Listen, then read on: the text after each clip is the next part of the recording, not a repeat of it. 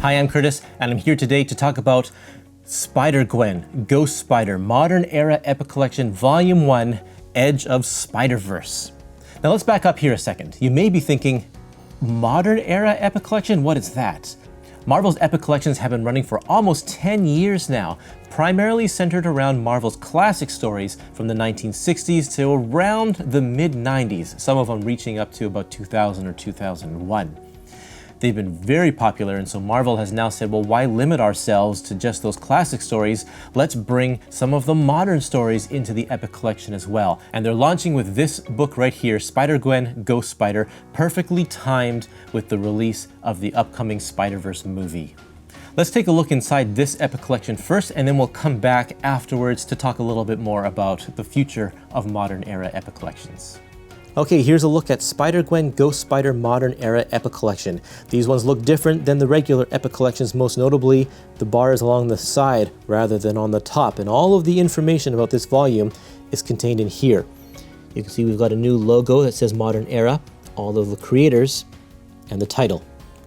In case you're wondering, the spines match, even though we have a different logo on here and different fonts for all of the different parts here, and the bottom box is in color instead of in just one tone. It still looks good if you want to group all of your Epic Collections together, and I think that's smart on their part. I think it looks really, really good. I also love what they've done with the back cover. You know, having a slanted line here and using some colors on black definitely makes it look more modern rather than the classic, very rigid look of the originals. And they've got the number of the volume on the back along with the dates, just like in the other ones. Also says that these volumes are not published in chronological order necessarily. Even though this is a volume 1, they can go in whatever direction they want. It's interesting to note that when this was first solicited, they didn't have any of the Spider-Women storyline that continued through Silk and Spider-Woman. They just had Spider-Gwen issues. And then the fans politely asked if they could include the entire thing, to which Marvel said, you know what, okay, let's do it. So there we have the entire Spider-Women story. And here's what it looks like on the inside. And if you're wondering what other modern era Epic Collections are coming out, there's your look right there. Unlike the other Epic Collections, this one doesn't divide it up by issues. The credits are all kind of lumped together, and they don't tell you what pages these are on. But that's because a lot of this book has full bleed artwork, and you are not going to be able to put little numbers obscuring the artwork at the bottom of each one of these pages. Spider-Gwen, in case you don't know, is a character from a different part of the multiverse in which the radioactive spider bit Gwen Stacy instead of Peter Parker. And Peter Parker died, which gave her the reason to become a superhero. So inside here we have her origin story as it's told in one issue of Edge of Spider-Verse. And then we follow her adventures as we learn more about her world and her universe and the things that are a little bit different. For instance, Matt Murdock is a bad lawyer for the Kingpin. He's actually a pretty cool character. The first half we meet characters like Harry Osborn, who becomes Green Goblin, but for a different reason. You'll have to read it to find out. And then the story at the very back is actually, I really enjoyed it. I thought it was great. We learn more about where Spider-Gwen got her powers and how her versions of Silk and Spider-Woman are kind of responsible for that.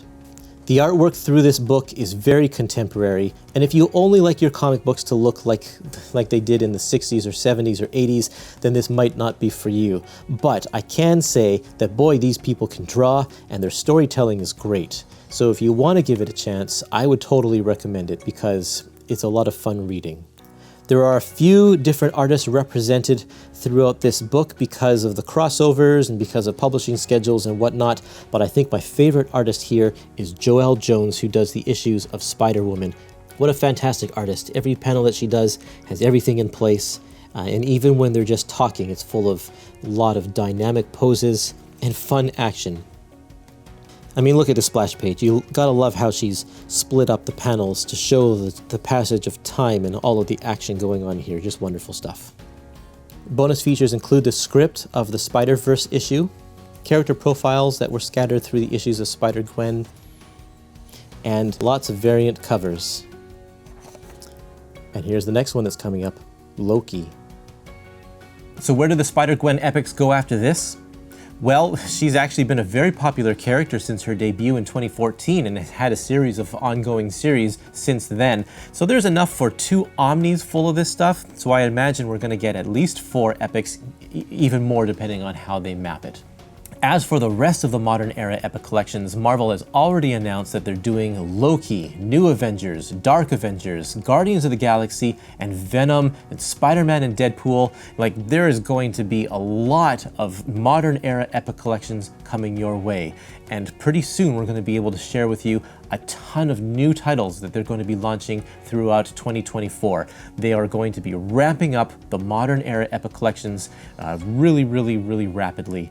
And some of you may not like that, some of you may not care for the Modern Era, but there are plenty of people out there who do. And so this is not going to diminish the amount of Classic Era Epic Collections. This is all in addition to. So all of you people who are fans of the Classic Era Epic Collections, you don't have to worry, those are still coming.